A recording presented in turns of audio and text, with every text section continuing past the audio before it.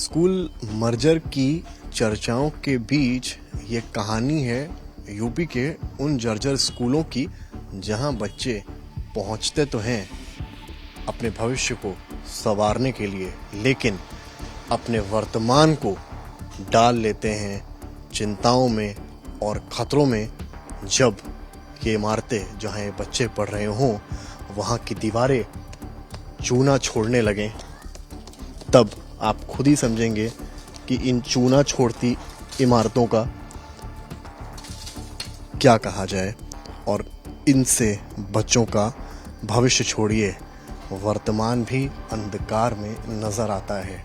Operation कायाकल्प सरकार के द्वारा लाया जाता है, स्कूलों की मरम्मत भी होती है, लेकिन अभी भी धरातल पर कई ऐसे स्कूल हैं जो जर्जर ही पाए जाते हैं। हम इस वक्त जहां मौजूद हैं वो मोहनलालगंज लखनऊ का एक इलाका है। मेरे इस ओर आप जिस इमारत को देख रहे हैं पहले उसको देखिए। ये है प्रधानाध्यापक का कक्ष, मनोहरापुर प्राथमिक विद्यालय है। इसकी हालत ठीक है, यहाँ पर पढ़ने योग्य चीज़ें हैं। हालांकि सीलन आपको अंदर की दीवार पर यहाँ दिखाई पड़ेगी जो आप सामने यहाँ पर देख पाएंगे, लेकिन आप जैसे ही इस इमारत से को देखते हुए जो प्रधानाचार्य यहाँ की हैं या आचार्य जहाँ पे हैं उनके ठीक बगल के एक इमारत को देखते हैं, यहाँ पर आपको एक खंडहर इमारत दिखाई पड़ती है। अब आपको मैं अंदर भी इस इमारत के दिखाऊंगा। एक बार अंदर फ्रेम लीजिएगा। इमारत इस कदर टूटी है कि ये पूरा यहाँ का हिस्सा टूट गया है। अंदर की तस्वीर आप दिखाइए कि पूरी तरीके से चीज़ें यहाँ पर खत्म सी हो गई हैं। आपको यहाँ से हम यहाँ पर लेकर आएंगे। और फिलहाल एक बात साफ ये भी कर दें कि यहाँ फिलहाल क्लासेस नहीं चल रहे हैं, लेकिन कुछ दिनों पहले, कुछ महीनों पहले यहाँ क्लासेस भी चल रहे थे। और बाकायदा यहाँ पर आप देखें तो स्कूल की जो पीरियड्स बदलने वाली घंटी भी होती है उसमें भी यहाँ जंग लग गई है। और जब जंग लग गई हो पीरियड्स बदलने वाली घंटी में, तो आप आलम और अंदाज़ा लगा सकते हैं कि हालात स्कूल्स के क्या हैं। अब आप मेरे साथ यहाँ पर आइए और केवल इस इमारत को देखिए, इस दीवार को देखिए। मॉनसून है, बारिश है, बारिश में आए दिन इस तरह के केसेस आते हैं जहाँ मकान ढह गया है, स्कूल ढह गया। उस तरह के केसेस के बीच में इस तरह की इमारत। हम ये नहीं कह रहे हैं कि स्कूल क्लासेस अभी यहाँ चल रहे हैं, लेकिन आप अंदाज़ा लगाइए। अब मैं आपको जो चीज़ दिखाने जा रहा हूँ, अब सामने लगा एक हैंडपम्प दिखाऊंगा मैं आपको। यहाँ पर पीछे रसोई घर, पहले रसोई घर की तस्वीर दिखाइए। रसोई घर के बगल में जो प्रधानाचार्य हैं उनका कक्ष, और रसोई घर से जब आप मेरी तरफ आते हैं, मेरे ठीक पीछे यहाँ पर हैंडपम्प। यानी कि वो तीनों ऐसी जगहें हैं जहाँ पर जो छोटे छोटे बच्चे हैं उनका आवागमन लगा रहता है, गेम्स के पीरियड में, लंच के पीरियड में। और तब बच्चे इसी इमारत के इर्द गिर्द खेलते हैं, कूदते हैं, यहीं बैठ जाया करते हैं। कभी कभी इस तरह की पेड़ की छांव में आते हैं और यहाँ बैठ जाया करते हैं। कहने के लिए प्रशासन ने या जो शिक्षा कार्यालय है उन्होंने भले यहाँ एक बड़ा सा ताला लगा दिया हो, लेकिन आप अंदाज़ा लगाइए बच्चे खेलते कूदते भी अगर यहाँ पर आते हैं और वो ऊपर की जो शेड है जिस तरह से आधी टूट गई है ये उन पर गिरती है, तो उसकी जिम्मेदारी कौन लेता है। अब आप मेरे साथ और आगे आइए। यहाँ पर आप आएंगे चलकर तो यहाँ पर आपको देखिए कुछ कुत्ते भी दिखाई पड़ेंगे जो हैं इस वक्त आपको आराम करते दिखाई पड़ेंगे। जी बताइए। अधिकारी मना करते हैं, वो ताकि आपको हमने आने दिया जो है ये मना करते हैं चीज़ों। क्या मना करते हैं कि कुछ दिखाया नहीं यहाँ पे? कि मतलब भाई या तो वहाँ से आप वहाँ से कुछ कार्यालय से मतलब लाइए आप। क्या लाए? मतलब पास अथॉरिटी वगैरह कुछ जो है कि मतलब कि रिपोर्टिंग करने के लिए हम पास लाए करने के लिए। हाँ। क्यों, ये प्रधानमंत्री कार्यालय की कवरेज है क्या? नहीं मतलब यार हम लोगों को करते हैं ना, डांटते हैं। तो आप लोग कैसे, आप फीचर है ना यहाँ पे, आप तो अपॉइंटेड, आपसे क्या मतलब है? नहीं वही चीजें है, आपका कोई रोल ही नहीं है इसमें। मैं तब से शुरुआत से ही कह रहा हूँ आपका कोई रोल नहीं है इसमें। आप अपनी क्लासेस लीजिए जाकर, आपसे कोई मतलब नहीं है, आपसे कोई दिक्कत नहीं है। आप आइए यहाँ पर। तो अब आप ये भी देखिए कि जो अध्यापक हैं उन पर किस तरह का प्रेशर है कि अंदर अलाउ ना करें, कवरेज ना करने दें, सच्चाई ना दिखाने दें। यहाँ पर भी देखिए जानवरों के लिए भी स्पेस बना हुआ है। आवारा कुत्ते हैं, पले हुए कुत्ते नहीं हैं जो यहाँ पर आपको इस विद्यालय में दिखेंगे। अब मैं आपको जो दिखाऊंगा वो असली तस्वीर है। आप यहाँ पर आइए। ये वो इमारत है, हर तस्वीर को देखिएगा, हर जगह से टूटी है। तेज बारिश हो जाए, जल भराव हो जाए तो ये इमारत कब ढील छोड़ देगी, कब गिर जाएगी किसी को नहीं पता। और उसके ठीक सामने चल रही हैं, बच्ची को दिखाइए वो सामने, वो बच्चों की क्लासेस। प्राथमिक विद्यालय मनोहरपुर विकास खंड मोहनलालगंज जनपद लखनऊ। गनीमत है कि क्लास यहाँ नहीं चल रहा है, लेकिन बच्चों को निकलने का जो रास्ता है वो यही इसी इमारत के इर्द गिर्द है। चाहे वो प्रधानाचार्य का कार्यालय हो, टॉयलेट्स हो, पानी की व्यवस्था हो, रसोई घर हो, सारी ही चीज़ें उस तरफ आती हैं। अब आप यहाँ पर आइए। अब आप जब यहाँ पर आते हैं, यहाँ प्रॉपर क्लास चल रही है, टीचर्स बैठे हैं, बच्चों को पढ़ा रहे हैं, जो अच्छी बात है। सारी ही क्लासेस यहाँ पर चल रही हैं। हालांकि यहाँ पर आप देखेंगे अगर तो सुबह का समय है, लाइट नहीं आ रही है। अब आप शिक्षा की जो इस वक्त की तस्वीर आप देखिए कि टीचर्स मेहनत से बच्चों को पढ़ा रहे हैं, बच्चे पढ़ना चाह रहे हैं, लेकिन ऊपर पंखे की तरफ ले जाइए एक बार फ्रेम को और उस पंखे को दिखाइए। पंखे तो दो लगा दिए गए यहाँ पर, लेकिन किसी पंखे का चक्का नहीं घूम रहा है। और फिलहाल ये आलम जो है ये चिंताजनक है और सवाल उठा रहे हैं शिक्षा प्रणाली पर, उन व्यवस्थाओं पर। और ये मेन कैंपस का भी आप देख लीजिए, जहाँ क्लास चल रही है उसकी इमारत को भी आप देख लीजिए। जो खड़ंचा है वो तक यहाँ पर जो है वो बाहर आ गया है। अब आप ये समझें अगर कि बारिश अगर होती है यहाँ पर तो क्या होगा। अब देखिए यहाँ पर जब निर्माण हुआ था, इसका निर्माण वर्ष 2006 लिखा हुआ है, विकास खंड मोहनलालगंज लिखा हुआ है, सर्व शिक्षा अभियान है। कब शुरू हुआ कब खत्म हो गया किसी को नहीं पता। अब आप यहाँ पर आइए, यहाँ भी क्लासेस चल रही हैं। यहाँ भी जो टीचर्स हैं वो खुद ही पंखा हाँकने के लिए मजबूर हैं, क्योंकि लाइट नहीं आ रही है। आप देखिए आलम, ये इलेक्ट्रिसिटी कट रही है।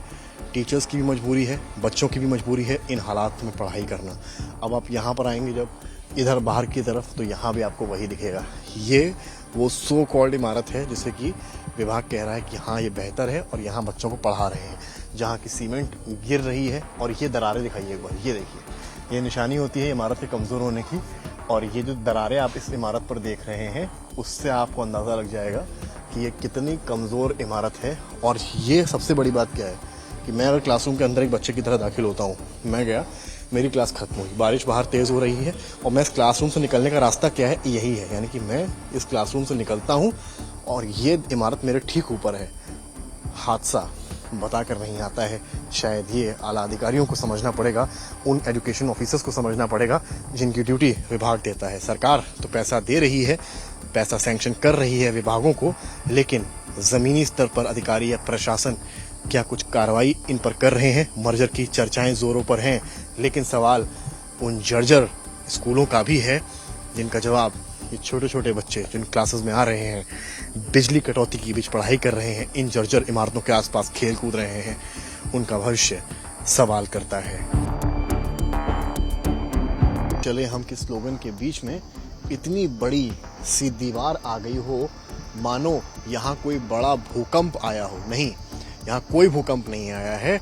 ये है इमारत की कमजोरी जो सरकारी स्कूलों के ढांचों को कमजोर कर रही है, जर्जर कर रही है और अधर में डाल रही है उस सुनहरे भविष्य की बच्चों के जो दर दर से अलग अलग जगहों से यहाँ पढ़ाई करने आते हैं। हमारी मौजूदगी इस वक्त लखनऊ के निगोहा में है, भद्दी शीर्ष प्राथमिक विद्यालय में। और अगर आप यहाँ पर तस्वीरें देखें और इस विजुअल को देखें तो आपको अंदाज़ा लग जाएगा कि यहाँ पर ये जो दीवार टूटी है ये केवल एक दीवार नहीं है, बल्कि सवाल हैं प्रशासन से, खासकर विभाग से, कि आखिर ऑपरेशन कायाकल्प जो आंकड़ों में बड़े बड़े नंबर दिखाता है वो आखिर यहाँ तक क्यों नहीं पहुँच पाता है। आलम होता है जर्जर इमारतें और अधर में लटका भविष्य। अब इस इमारत के अंदर आप जब आते हैं तो ठीक सामने देखते हैं कि किस तरीके की इमारत यहाँ पर बनी आप पाएंगे। यहाँ पर आप सामने देखिए, सीधे जूम मारिएगा, यहाँ से सीधे जूम करिए यहाँ से और उस इमारत को दिखाइए। इस पुरानी इमारत में बच्चों का भविष्य, बच्चों की सुरक्षा, उसका क्या, ये एक बहुत बड़ा सवाल है। आप देखें उस इमारत के ठीक पास में बच्चे कुछ गमलों को उठाकर रख रहे हैं। हमारा सवाल ये है कि उस इमारत के इर्द गिर्द भी स्कूल के अंदर, ये स्कूल प्रमाइसिस है, ये गेट है, देखिए यहाँ पर मिड डे मील का खाना भी पहुँचा है, यहाँ पर सारी व्यवस्थाएं हैं, पैसा सैंक्शन हो रहा है। तो आखिर इस तरह की इमारतों को क्यों गिराया नहीं जाता है, क्यों बच्चों को आसपास टहलने दिया जाता है? आप इमारत के अंदर आइए, प्रमाइसिस में आइए, तो आपको अंदाज़ा लगेगा यहाँ से कि आपको कुछ जगहें तो ठीक मिलेंगी, लेकिन कुछ जगहें ऐसी मिलेंगी जहाँ पर देखेंगे छोटे छोटे बच्चे जो हैं वो प्लांटेशन ड्राइव्स कर रहे हैं, तो एक तरफ ऑपरेशन कायाकल्प की बात हो रही है, तो वहीं दूसरी तरफ इस तरह की जो जर्जर इमारतें हैं वो अभी भी स्कूल में पाई जा रही हैं। हालांकि ये देख रहे हैं आप यहाँ पर, तो यहाँ पर पीरियड्स वगैरह की लगी है, तमाम कीड़े मकोड़े आप यहाँ पर देख सकते हैं, टूटे पेड़ यहीं पड़े हुए हैं। यहाँ भी आप देखेंगे तो पेड़ पड़े हुए हैं, दरवाज़ों पर जाले लग गए हैं।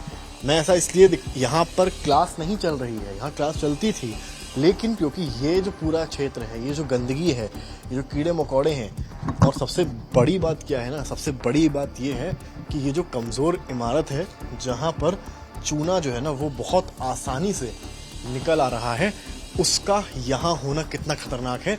जब यहाँ से जहाँ मैं इस वक्त खड़ा हूँ उसके ठीक सामने इस तरफ कैमरामैन संदीप ले जाएंगे फ्रेम को, तो एक क्लास चल रही है, तो वहीं इसके ठीक इस तरफ अगर आप ले जाएंगे तो यहाँ पर 2 क्लासेस चल रही है। वहाँ प्रधानाचार्य का ऑफिस भी है, यहाँ पर 2 क्लासेस चल रही हैं, और उस बीच में बनी हुई है ये खंडरनुमा इमारत, जहाँ पर आप देखें तो सरिया भी बाहर आ गया है। इस तरह के आलम यहाँ पर देखने को मिल रहे हैं। तो क्या सवाल ये है कि क्या ऑपरेशन कायाकल्प केवल कुछ बिल्डिंग्स को बेहतर करने को लेकर ही है, या जो इमारतें खतरनाक हैं, या जो इमारतें खासकर मॉनसून में यानी कि बारिश के सीज़न में कभी भी गिर सकती हैं और वो स्कूल प्रीमाइसेस के अंदर हैं, क्या उनको उठाने का, उनको हटाने का काम भी इस ऑपरेशन के तहत किया जाता है?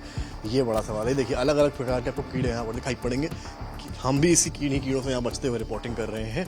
प्राथमिक विद्यालय शीर्ष यहाँ पर लिखा हुआ है, और ये इमारत देखिए पूरी तरीके से यहाँ पे ईंटें दिखने लगे हैं, खतरनाक कीड़े यहाँ पर घूमते हैं। और ये पूरा कहाँ चीज़ें हो रही हैं?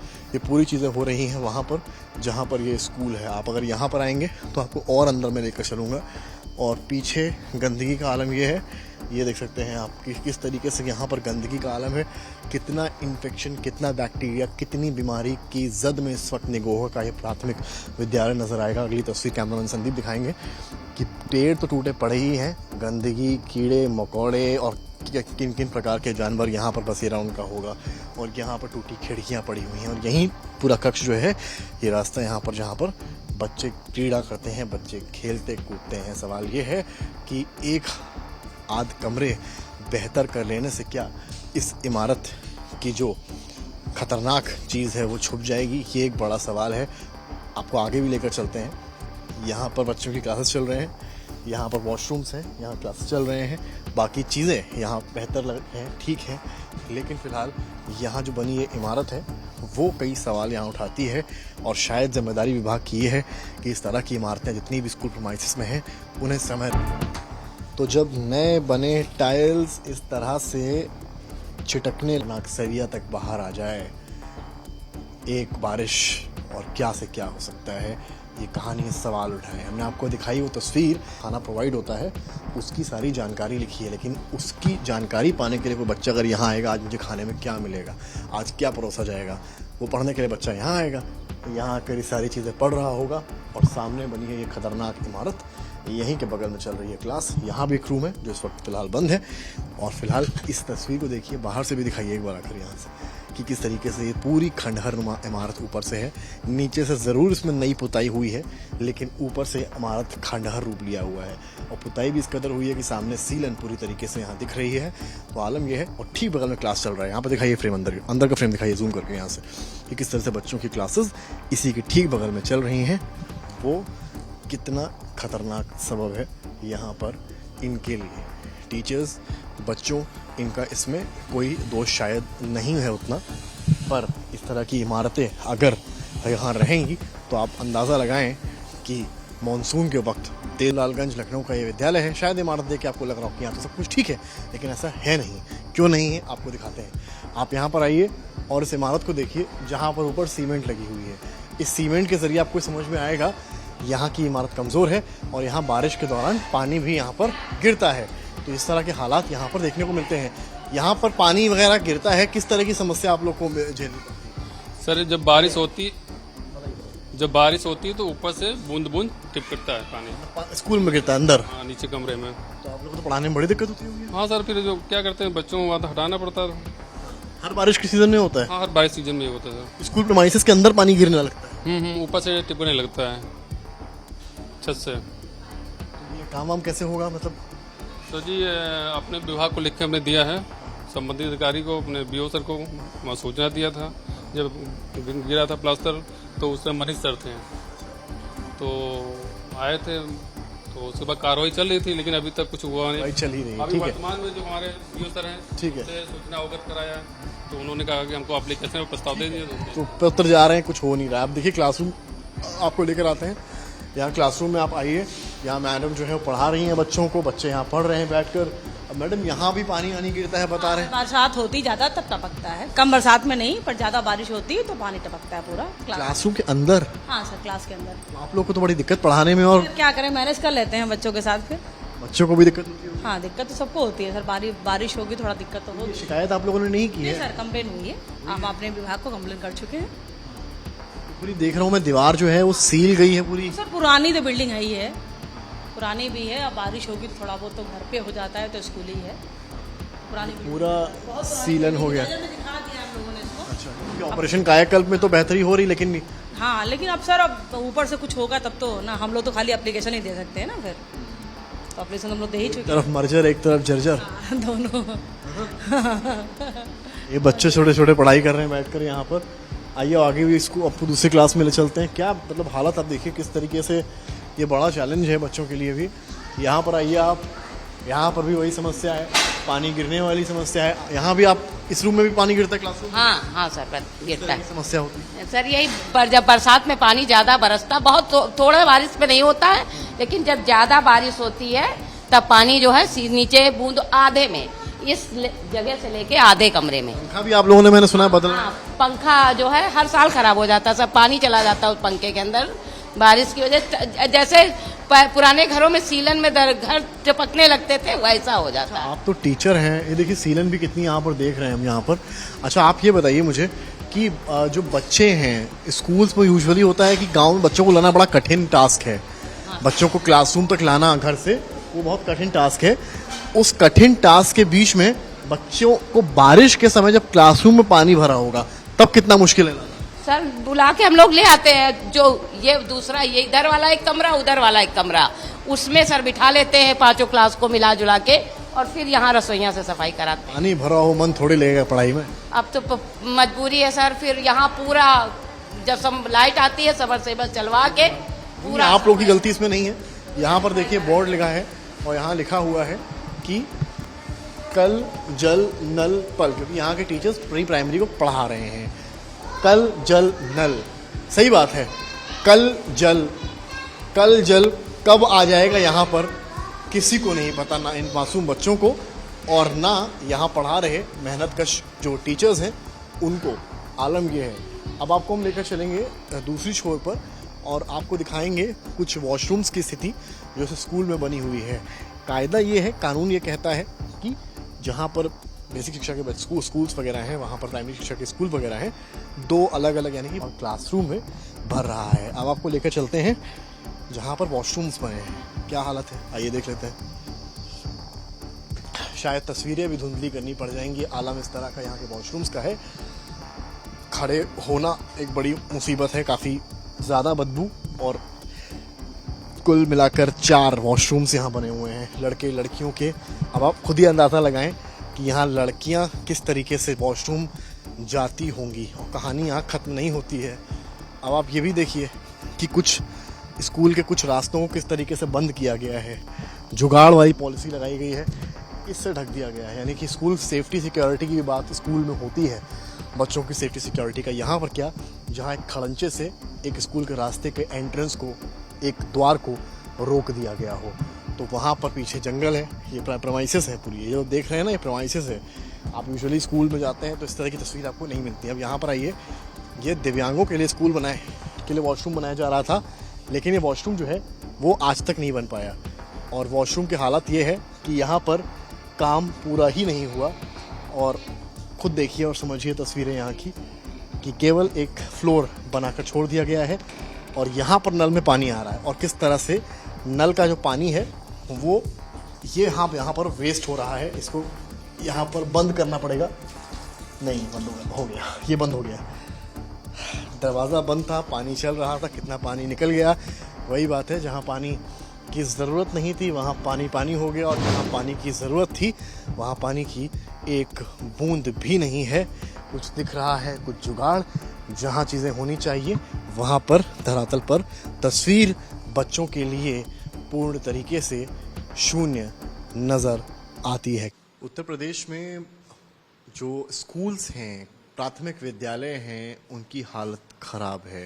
जर्जर स्कूल्स में बच्चे पढ़ने को मजबूर हैं। हालांकि ऑपरेशन कायाकल्प के जरिए कोशिशें की जा रही हैं, लेकिन अभी भी काफी ऐसे विद्यालय हैं प्राथमिक जहां पर जरूरत है तेज कार्रवाई की। हमारे साथ इस वक्त जो मौजूद हैं वो विनय कुमार सिंह हैं, जो प्राथमिक शिक्षक प्रशिक्षित स्नातक एसोसिएशन के प्रांतीय अध्यक्ष हैं। आप मुझे बताइए विनय जी कि किस तरीके से हालात हैं स्कूल्स के। जर्जर स्कूल हैं, वहाँ बच्चे पढ़ भी रहे हैं, कितनी बड़ी मुसीबत उनके लिए है? देखिए सर, जो हमारे परिषदीय विद्यालय हैं, इधर तो कायाकल्प में बहुत सारे विद्यालय उसमें चेंज किया गया। मैं पुराने समय में जो 20 साल पहले या उससे पहले के विद्यालय जो बने हुए हैं, क्योंकि उनका हर 20 साल के बाद उनका मेंटेनेंस का पैसा आता है कि मेंटेनेंस किया जाए, उनको ठीक रखा जाए। और जो पुराने उस समय बनाए गए थे, कुछ ठेकेदारों के द्वारा बनाए गए थे, कुछ अलग लोगों द्वारा बनाए गए थे, तो लगातार जो है कई ऐसी स्थिति आई कि बहुत सारे विद्यालय हमारे जर्जर हो गए हैं। तो उसकी कंप्लेन, जो भी विद्यालय जर्जर है तो उसको लगातार वहाँ के प्रधानाध्यापक लिख के अपने ब्लॉक एजुकेशन ऑफिसर के द्वारा बेसिक शिक्षा अधिकारी को भेजते हैं और वहाँ से कार्रवाई शुरू होती है। उसके बाद वहाँ से डीएम के यहाँ जाता है या सीडीओ के यहाँ जाए, वहाँ से कमेटी बनती है, चेक किया जाता है कि वास्तव विद्यालय जर्जर है कि नहीं है, जर्जर है उनको गिराने लायक है कि नहीं। तो कई ऐसे विद्यालय हमारे मोहनलालगंज क्षेत्र में थे जो जर्जर थे और ये काफ़ी दिनों से इनका ये चल रहा था कि इनको किससे शुद्ध किया जाए। क्योंकि होता क्या है कि हमारे बच्चे बहुत गरीब परिवेश के होते हैं और ये बच्चे ऐसे कमरों में अगर बैठ जाए और कोई घटना दुर्घटना हो जाए। अभी मैं आपको बताऊंगा कि कई घटनाएं आई हैं पिछले एक साल में। अगर आप बात कर लें, खासकर जो अभी जो सीजन मानसून का चल रहा है, बारिश में पुरानी बिल्डिंग्स में गिरते हैं। अभी अलीगढ़ का ये किस्सा में पढ़ रहा था, फरवरी में एक बच्चे की मौत हो गई गेट गिरने। होता क्या है कि अभी मैं आपको बताऊं कि इसमें एक विद्यालय यहाँ पे था, प्राथमिक विद्यालय धनुआसाण। तो उसमें भी जिस तारीख को यहाँ पर हमको याद है वो 4 नवंबर का दिन था और 4 नवंबर को भूकंप आया था और भूकंप आने के बाद उसका आगे का पूरा छज्जा गिर गया था। ये घटना चूंकि रात में हुई थी और अगर ये घटना दिन में भूकंप आया होता तो आप निश्चित मानिए कि उसमें कई बच्चे हमारे दब जाते, पूरा छज्जा गिर गया था। बाद में बनवाए गए मोहनलालगंज क्षेत्र में इंग्लिश मीडियम विद्यालय है। तो ये स्थितियां हैं कि इसमें विभाग को लगातार इस पर निगाह रखनी चाहिए। हम लोग भी शासन प्रशासन को हम लोग बराबर लिख के देते भी रहते हैं। आखिर अधिकारी इतना देर से क्यों जागते हैं कि घटना हो जाती है फिर ऑपरेशन शुरू करते हैं? ऐसा क्यों नहीं होता है कि सीजन आने से पहले ही एक बार मरम्मत करा ली जाए या एक बार सर्वे करा लिया जाए? देखिए, मरम्मत वगैरह का पैसा जो पुराने विद्यालय उनका आता है, हम लोगों के पास जो पैसा आता है, जो मद आता है खर्च करने के लिए, उसके लिए पैसा आता है, पर पैसा बहुत कम होता है। किसी विद्यालय को 25,000 मिला, किसी को जहां संख्या बच्चों की ज़्यादा रही वहाँ 50,000 आया। मगर उस 25,000 में हमको विद्यालय की पुताई कराना है, हमको पूरी व्यवस्था करनी है, हमको हाइजीन का भी ध्यान देना है, हमको बच्चे रोज हाथ धोते हैं, उसके साबुन वगैरह, मतलब बहुत सारा काम हमको करना होता है। फिर फर्नीचर्स हैं, फिर अलमारी हैं, या ये सारी जो व्यवस्था है, तो इतना कम पैसा होता है, इसमें हम पूरा व्यवस्था नहीं कर सकते हैं। हाँ, हम लोग देते हैं। हाँ, विभाग को थोड़ा सा एक्टिव होना इसलिए चाहिए क्योंकि इसमें बच्चों के हित का मामला है, बच्चों की दिक्कतों का मामला है। बच्चों की ये साथ घटनाएं दुर्घटनाएं हो जाएं तो बहुत दिक्कत होगी। हम लोग जवाब देते नहीं बनेगा। बारिश में दुर्घटनाएं हो रही हैं, हुई हैं, बिल्कुल हो रही बारिश में दुर्घटनाएं। और ये तो बात आपने सही कहा कि विभाग को थोड़ा सा चेतना चाहिए। ये बात सही है कि जब कोई घटना होती है तभी विभाग चेतता है। हर बरसात शुरू होने से पहले विभाग को एक बार एक लेटर जारी करना चाहिए और हर उसमें देना चाहिए कि जो जर्जर भवन है जिनमें दिक्कतें हो रही हैं और वहां पे तत्काल कार्रवाई करनी चाहिए। और इसमें एक चीज ये भी तय करना चाहिए कि यदि घटना दुर्घटना होती है तो केवल शिक्षक पर मर दिया जाता है, शिक्षक पर सबसे सीधा शिक्षक मिलता है, उसे सस्पेंड कर दिया जाता है, उसमें कार्रवाई की जाती है। कौन जिम्मेदार है? उसके जिम्मेदार केवल शिक्षक नहीं है। आप बताइए, उन्नाव के विद्यालय था, गेट था, टीचर उसको बनवाया था प्रधान ने, वो गेट गिरता है, उसमें कई बच्चे चोटिल होते हैं, सस्पेंड किया जाता प्रधानाचार्य की गलती क्या? उसने बनवाया है? उसने नहीं बनवाया है। मगर सीधे कार्रवाई सबसे सीधा, सबसे निरीह वहां के हेडमास्टर होता है, वहां के इंचार्ज होते हैं, इसके ऊपर कार्रवाई हो जाती है। कार्रवाई होनी चाहिए जो इस ब्लॉक का एजुकेशन ऑफिसर है। भाई वो यहाँ क्यों रखा गया? वो ये इसलिए रखा गया, पूरे विद्यालयों को आपको देखना है कौन विद्यालय किन स्थिति में है, कौन टीचर आ रहा, कौन टीचर नहीं आ रहा, विद्यालयों की स्थिति क्या है, क्या देखने एजुकेशन ऑफिसर जाते हैं मगर जिस हिसाब से उनको भी समय, जब से थोड़ा सा ऑनलाइन हम लोग का मामला है तो उनको भी उनकी मजबूरी होती जाने की, और कहीं कहीं जाते हैं, कहीं की फॉर्मेलिटी ही करके चले आते हैं, क्योंकि अब उनकी मजबूरी है, क्योंकि उनको जो भी दौड़ा करते हैं उनको पोर्टल पर देना पड़ता है, सेल्फी डालनी पड़ती है। ये बताइए मुझे कि क्या होना चाहिए एक प्राथमिक विद्यालय को पूरा होने के लिए, उसमें क्या क्या व्यवस्थाएं होनी चाहिए जो एक मानक हो? देखिए, प्राथमिक विद्यालय में सबसे बड़ी चीज है कि सबसे पहले उनके कमरे पूरे होने चाहिए, क्योंकि बहुत सारे प्राथमिक विद्यालय प्राइमरी सेक्शन ऐसे हैं कि उसमें क्लासेस 1 से 5 तक चलती है। अभी भी कई विद्यालय ऐसे मात्र 3 कमरे हैं, कहीं कहीं पे एक ही क्लास में बरामदे में कक्षाएं चल, पहले तो क्लासेस पूरी होनी चाहिए, फिर उसमें टीचर्स पूरे होने चाहिए। भाजपा गवर्नमेंट जब आई तो उन्होंने कहा था हम 5 कमरों में 5 टीचर देंगे, उनके मैनिफेस्टो में ये बात थी, तो टीचर्स पूरे होने चाहिए। फिर वहां पे जो जनरल चीजें हैं, अब आप हम बताएं, हम लोग शिक्षक, हम लोग काम कर रहे हैं, हम कंप्यूटर का भी काम हम कर रहे हैं, कंप्यूटर ऑपरेटर ने, बाबुओं का काम भी हम लोग करें, पढ़ाने का भी हम लोग काम करें, साफ सफाई के लिए भी हम लोग जो यहाँ पे आता है सफाई कर्मी, वो भी कहिए 15 दिन 20 दिन, हमारे यहाँ कई कई जगह 6-6 महीना, साल में नहीं पहुंचता है। तो ये दिक्कतें हम लोग सामने हैं। होना चाहिए बच्चों के लिए लैट्रिन बाथरूम अलग होना चाहिए, शिक्षकों के लिए लैट्रिन बाथरूम अलग होना चाहिए, क्योंकि हमारे यहाँ महिला शिक्षिकाएं 70% है, वो उनके लिए कोई व्यवस्था से पूरे प्रदेश में नहीं है, वो होना चाहिए। बच्चों के लिए रनिंग वाटर होना चाहिए। और इस बार कायाकल्प के 19 पैरामीटर्स की बात कही गई है। बहुत सारे विद्यालय कायाकल्प से आच्छादित हुए हैं, मगर उसमें देखा जाए जहां पे प्रधान अच्छे हैं उन्होंने तो बहुत अच्छा काम किया है, और जहां पे प्रधानों ने थोड़ा वो किया वहां पे दिक्कतें आई हैं। आप देख सकते हैं कि किस तरीके से यहाँ पर इन्होंने बताया कि क्या क्या चीजें होनी चाहिए। सवाल ये है कि क्या ये सब बच्चों को मुहैया कराया जा रहा है या केवल कार्रवाई कागजी ही है। कैमरामैन संदीप दुबे के साथ समर्थ श्रीवास्तव, लखनऊ आज तक।